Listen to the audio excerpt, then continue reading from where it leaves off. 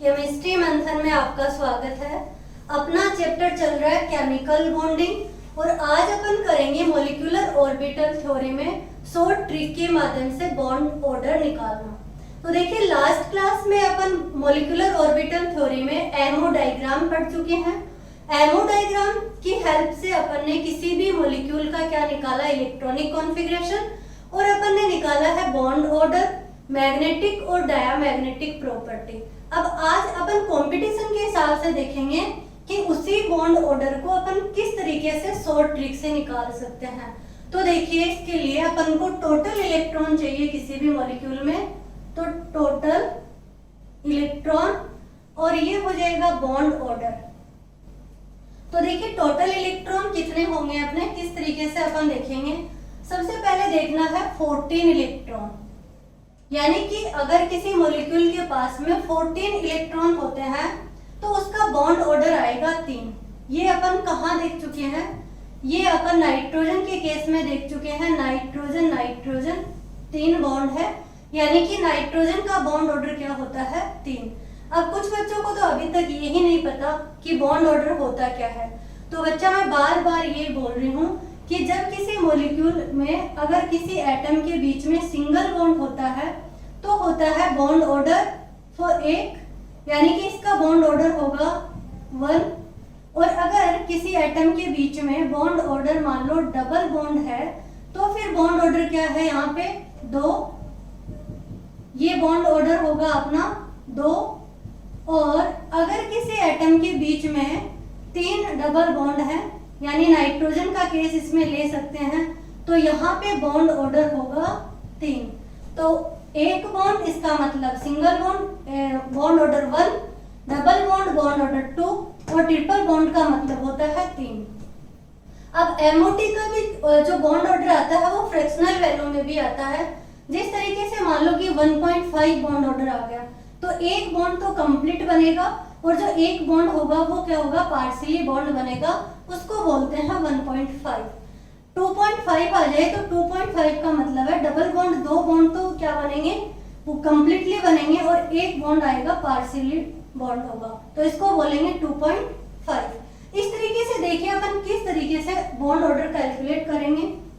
तो यहाँ पे आपको याद रखना है कि जब 14 इलेक्ट्रॉन हो तो बॉन्ड ऑर्डर होता है 3। ये आप सब लोगों को याद रहेगा। उसके बाद में अपन इलेक्ट्रॉन या तो घटाएं या फिर इलेक्ट्रॉन बढ़ा सकते हैं। किस तरीके से, यानी कि अगर अपन ने लिखा 13 तो इधर क्या लिखेंगे अपन 15। एक इलेक्ट्रॉन कम करो या एक इलेक्ट्रॉन क्या करें, इंक्रीज करें। तो यहाँ पे अपन को कुछ नहीं करना, दोनों साइड 0.55 डिक्रीज करते हुए चलना है। किस तरीके से, इसका बॉन्ड ऑर्डर 15 है तो बॉन्ड ऑर्डर आएगा 2.5 और इधर भी बॉन्ड ऑर्डर आएगा 2.5। अगर मैं बात करूं यहाँ पे इलेक्ट्रॉन कितने होंगे 12, तो बॉन्ड ऑर्डर हो जाएगा 2.0। अगर इलेक्ट्रॉन होंगे 11 तो बॉन्ड ऑर्डर हो जाएगा 1.5। अगर बॉन्ड ऑर्डर टोटल इलेक्ट्रॉन है 10 तो बॉन्ड ऑर्डर हो जाएगा 1। और अगर इलेक्ट्रॉन होंगे 9 तो बॉन्ड ऑर्डर हो जाएगा 0.5। इस तरीके से क्या होगा, बॉन्ड ऑर्डर डिक्रीज होता हुआ चलेगा। ये इलेक्ट्रॉन 15, 16, 17, 18, 19, 20 इस तरीके से अपन कर सकते हैं। 2.5 यहाँ पे क्या आएगा अपना 2.0, ये आ जाएगा 1 और ये आ जाएगा 0.5 और यहाँ पे क्या आ जाएगा, सॉरी यहाँ पे देखिए अपना 1.5, क्योंकि 0.5 अपन क्या कर रहे हैं, कम कर रहे हैं। तो ये 1.5, यहाँ पे 1, ये 0.5 और यहाँ पे 0। इस तरीके से क्या आएगा, बॉन्ड ऑर्डर आएगा। अभी देखिए आपको क्या करना है, दोबारा सुनिए एक बार। अगर मान लो कि बॉन्ड ऑर्डर आ जाए आपका 14 इलेक्ट्रॉन है, किसी मॉलिक्यूल में इलेक्ट्रॉन है टोटल 14, उसका बॉन्ड ऑर्डर याद रखना है कितना आएगा 3। अब आपको क्या करना है, अगर इलेक्ट्रॉन 15 आ गए तो टोटल इलेक्ट्रॉन 15 है तो बॉन्ड ऑर्डर 0.5 घटाते हुए क्या करेंगे, इधर से इधर डिक्रीज हो रहा है 0.5 और ये ही क्या हो रहा है, इधर भी डिक्रीज हो रहा है कितना 0.5। अब ये ट्रिक तो याद रहेगी। टोटल इलेक्ट्रॉन कैसे कैलकुलेट करने हैं वो आपको देखिए, जैसे मान लो कि आपको केस करना है C2 का, तो C2 में टोटल इलेक्ट्रॉन कितने होंगे? एक कार्बन में इलेक्ट्रॉन होते हैं 6, तो दूसरे कार्बन में भी इलेक्ट्रॉन कितने होंगे? 6। तो ये कितने इलेक्ट्रॉन हुए? 12 इलेक्ट्रॉन। तो टोटल जो 12 इलेक्ट्रॉन है, तो आप देखिए कि बॉन्ड ऑर्डर कितना आएगा? 2.0। तो देखिए आसान हो गया बॉन्ड ऑर्डर निकालना। क्या करना है आपको बॉन्ड ऑर्डर निकालने के लिए? ये 14 याद रखना है जिसका बॉन्ड ऑर्डर होता है 3। आप इलेक्ट्रॉन कम करते हुए चलिए या इलेक्ट्रॉन ज्यादा यानी कि इंक्रीज करते हुए चलिए, आपको बॉन्ड ऑर्डर इधर भी 0.5 कम करना है और इधर भी 0.5 कम करना है। अब देखिए एग्जाम्पल से समझ में आएगा कि अपन एग्जाम्पल लेते हैं कि कैसे कैसे अपन बॉन्ड ऑर्डर इसका निकालेंगे। तो देखिए सबसे पहला लेते हैं अपन। अब एक चीज और, यहाँ पे एक एक्सेप्शन है, वो इस ट्रिक से आपको नहीं क्वेश्चन सोल्व होगा। वो क्या है देखिए, वो है CO प्लस। CO प्लस का जो बॉन्ड ऑर्डर होता है, अब देखिए ये होना कितना चाहिए? कार्बन है तो कार्बन में 6 इलेक्ट्रॉन, ऑक्सीजन है तो ऑक्सीजन में कितने इलेक्ट्रॉन? 8 इलेक्ट्रॉन। अब प्लस आया है तो -1 करेंगे, तो 6 और 7 कितने हुए अपने? 13 इलेक्ट्रॉन। तो 13 का बॉन्ड ऑर्डर कितना आना चाहिए था? 2.5 आना चाहिए था, पर 2.5 नहीं आके इसका कितना आता है? 3.5 बॉन्ड ऑर्डर आता है यहाँ पे। और ये आप स्टार लगा लेना, वेरी वेरी वेरी इंपॉर्टेंट लगा लेना, एग्जाम में क्वेश्चन पूछा जाता है और ये क्वेश्चन इससे ट्रिक से नहीं सोल्व हो पाता। आप दूसरा एक एग्जांपल और ले सकते हैं, यानी कि CO प्लस का। ये CO2 प्लस, ये प्लस है, ये CO2 प्लस, तो इसका बॉन्ड ऑर्डर होगा 4.0। ये दोनों आपको याद रखने हैं जो इस ट्रिक से आपको नहीं सोल्व होंगे। अब अपन एग्जांपल लेते हैं। देखिए मान लीजिए अपने पास है B2, तो B2 में टोटल इलेक्ट्रॉन कितने होते हैं? 5 इलेक्ट्रॉन एक बोरॉन में होते हैं, तो दूसरे बोरॉन में भी कितने इलेक्ट्रॉन होंगे? 5, तो टोटल इलेक्ट्रॉन हुए 10। अगर टोटल इलेक्ट्रॉन 10 है तो बॉन्ड ऑर्डर देख लीजिए, बॉन्ड ऑर्डर आएगा 1। तो बोरॉन जो B2 है इसका बॉन्ड ऑर्डर होगा, वो होगा 1। और ये बात अपन कहाँ पढ़ चुके हैं? जब अपन ने लास्ट क्लास में एमओ डायग्राम बनाया था, वहां पे मैंने आपको B2 का इलेक्ट्रॉनिक कॉन्फ़िगरेशन लिख के कंप्लीट आपको एमओ डायग्राम से समझाया था कि B2 का बॉन्ड ऑर्डर 1 आता है और यहाँ पे भी क्या आ रहा है? 1 आ रहा है। अब देखिए अपन और नेक्स्ट एग्जांपल लेते हैं कि जैसे C2 का अपन ने अभी निकाल लिया C2 2-, तो देखिए C2 2- में कार्बन के पास में 6 इलेक्ट्रॉन, दूसरे कार्बन के पास में भी कितने इलेक्ट्रॉन? 6 इलेक्ट्रॉन, और यहाँ पे -2 है, इसका मतलब यहाँ पे ऐड कर देंगे +2 इलेक्ट्रॉन। टोटल इलेक्ट्रॉन कितने हो गए? 14 इलेक्ट्रॉन। और जब इलेक्ट्रॉन 14 हो जाते हैं तो बॉन्ड ऑर्डर कितना आता है? 3 आता है। तो यानी आपको कोई पूछे कि C2 2- में बॉन्ड ऑर्डर क्या होगा, तो आप कहोगे 3 होगा। ये बात समझ में आ गई आपको कि बॉन्ड ऑर्डर कितना होगा? 3 होगा C2-2 में।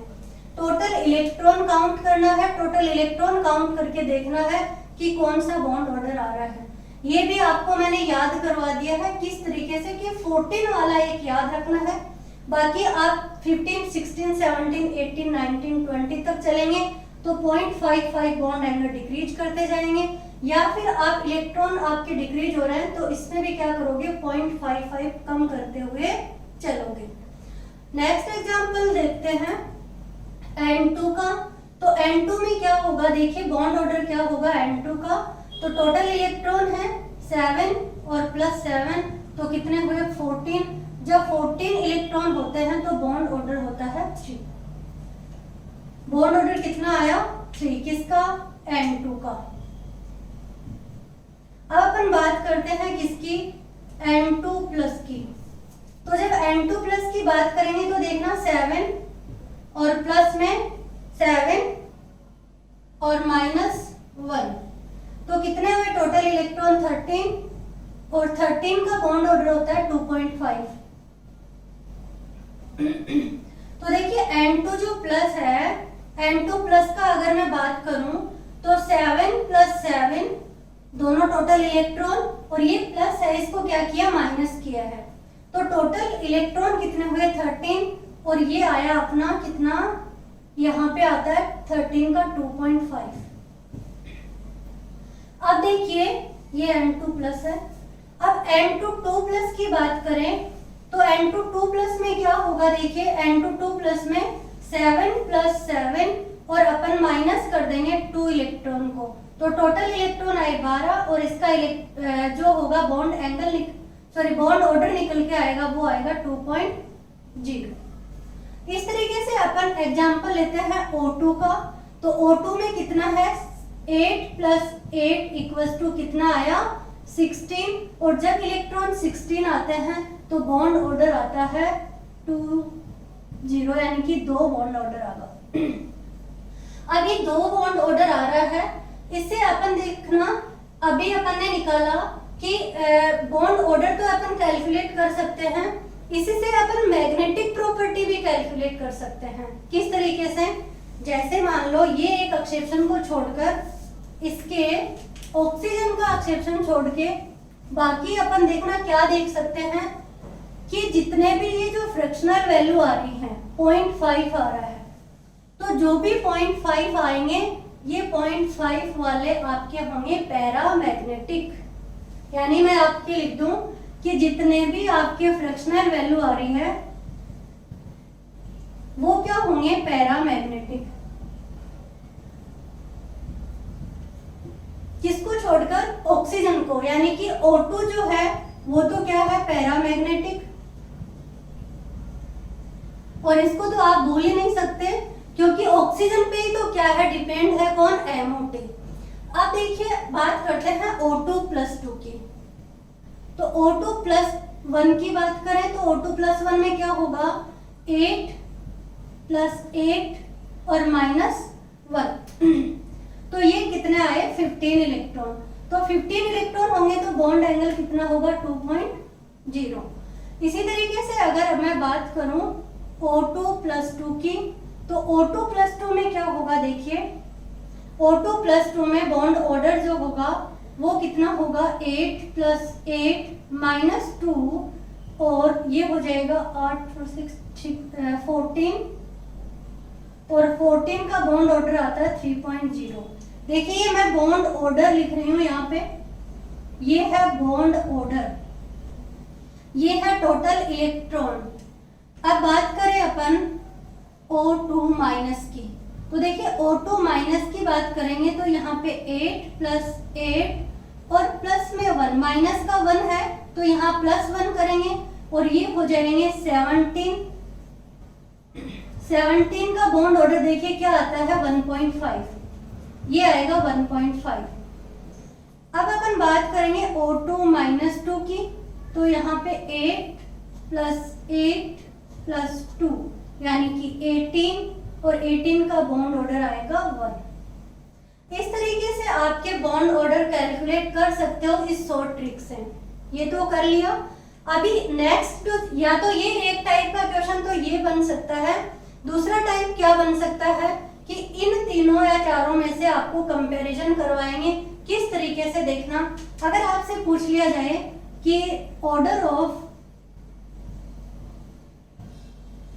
बॉन्ड ऑर्डर लिखना है आपको किसका, O2 + 2, O2 +, O2- और O2- 2।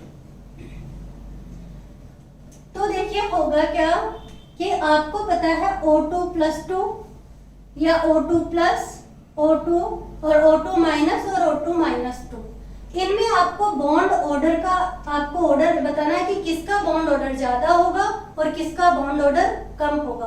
तो किस तरीके से अपन बताएंगे, ये मान लो एग्जाम में क्वेश्चन आ गया आपके, तो आप ट्रिक निकालोगे, टोटल इलेक्ट्रॉन जोड़ोगे और बॉन्ड ऑर्डर निकालोगे और देखिए किस तरीके से सोल्व कर दोगे। ये O2 + 2 है, अभी अपन ने निकाला, बॉन्ड ऑर्डर है 3.0, कितना है 3.0। O2 प्लस का अभी अपन ने निकाला 2.0, 2.5, ये बॉन्ड ऑर्डर है 2.5, ऑक्सीजन का 2 और यहाँ पे बॉन्ड ऑर्डर है 1.5 और ये बॉन्ड ऑर्डर आया 1। अब बॉन्ड ऑर्डर का जो ऑर्डर होगा, ये बॉन्ड ऑर्डर का ऑर्डर क्या होगा देखिए, इसमें O2 - 2 का बॉन्ड ऑर्डर सबसे ज्यादा, फिर किसका O2 O2 O2 माइनस और ये सबसे कम होगा O2 - 2 का। अब आपसे ये ऑर्डर बॉन्ड ऑर्डर का ना पूछ के किसका पूछ लिया, स्टेबिलिटी का ऑर्डर पूछ लिया। तो जब आपसे पूछा जाए स्टेबिलिटी तो आप क्या करोगे कि ये स्टेबिलिटी जो होती है बॉन्ड ऑर्डर के डायरेक्टली प्रोपोर्शनल होती है। तो आप किस तरीके से लिखोगे कि स्टेबिलिटी भी क्या होगी, यही ऑर्डर होगा 2 plus O2 plus oxygen O2 और O2 माइनस और O2 2 माइनस, ये बॉन्ड ऑर्डर हो जाएगा किसका, स्टेबिलिटी का। बट अगर यही ऑर्डर आपको पूछ लिया जाए कि बॉन्ड लेंथ का क्या होगा, तो बॉन्ड लेंथ का क्या होगा, जस्ट अपोजिट क्या हो जाएगा, ये ऑर्डर हो जाएगा किसका, बॉन्ड लेंथ का। देखिए किस तरीके से है। अभी मैं एक बात आपको ये भी बता देती हूँ कि जैसे बॉन्ड ऑर्डर होगा डायरेक्टली प्रोपोर्शनल होगा किसके, बॉन्ड स्टेबिलिटी के, यानी कि डायरेक्टली प्रोपोर्शनल है किसके, स्टेबिलिटी के। और यही होगा बॉन्ड स्ट्रेंथ के डायरेक्टली प्रोपोर्शनल, और यही होगा डायरेक्टली प्रोपोर्शनल बॉन्ड एनर्जी के, और इनवर्सली प्रोपोर्शनल होगा बॉन्ड लेंथ के। तो देखिए ये ऑर्डर आपको याद रखना है किस तरीके से होगा, बॉन्ड ऑर्डर का जो ऑर्डर आएगा वही स्टेबिलिटी का आएगा, वही बॉन्ड स्ट्रेंथ का आएगा, वही बॉन्ड एनर्जी का आएगा। बट अगर आपको अपोजिट ऑर्डर करना है तो बॉन्ड लेंथ का इससे अपोजिट आएगा, क्योंकि जिसका बॉन्ड ऑर्डर ज्यादा होता है उसकी बॉन्ड स्ट्रेंथ ज्यादा होगी, और जिसकी बॉन्ड स्ट्रेंथ ज्यादा होती है बॉन्ड एनर्जी ज्यादा होगी, बट बॉन्ड लेंथ जो होगी वो क्या होगी, कम होगी। इस तरीके से आपको क्या होगा, ऑर्डर याद रखना है। अगर आपका एक ऑर्डर निकल के आ जाए बॉन्ड ऑर्डर, तो आप ये सभी ऑर्डर क्या कर सकते हो, कैलकुलेट कर सकते हो। इसी तरीके से देखिए और नेक्स्ट एग्जांपल अगर अपन लेते हैं तो वो कैसे होंगे, किस तरीके से सोल्व होंगे।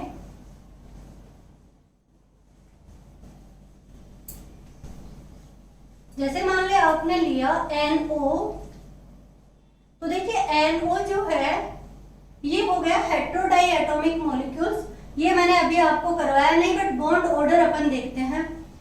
टोटल इलेक्ट्रॉन कितने होंगे, नाइट्रोजन के पास में होते हैं 7 इलेक्ट्रॉन और ऑक्सीजन के पास में कितने होते हैं 8 इलेक्ट्रॉन। तो 7 और 8 इलेक्ट्रॉन होंगे 15 इलेक्ट्रॉन, और जब इलेक्ट्रॉन 15 होते हैं तो बॉन्ड ऑर्डर आता है 2.5। ये देखिए बॉन्ड ऑर्डर 2.5।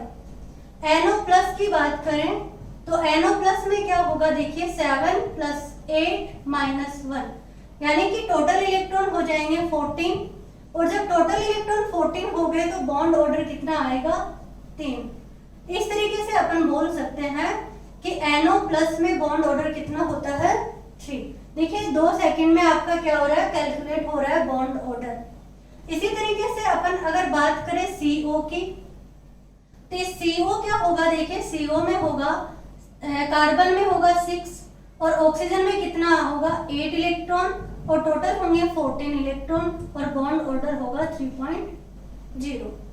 इस तरीके से अपन किसी भी मॉलिक्यूल में, जैसे F2 के मॉलिक्यूल में देख लें, F2 का देखें तो F2 में कितना है, फ्लोरीन में 9 इलेक्ट्रॉन + 9 18 इलेक्ट्रॉन, और 18 इलेक्ट्रॉन पे बॉन्ड ऑर्डर आता है 1। तो देख लीजिए 18 इलेक्ट्रॉन पे बॉन्ड ऑर्डर कितना आया, 1।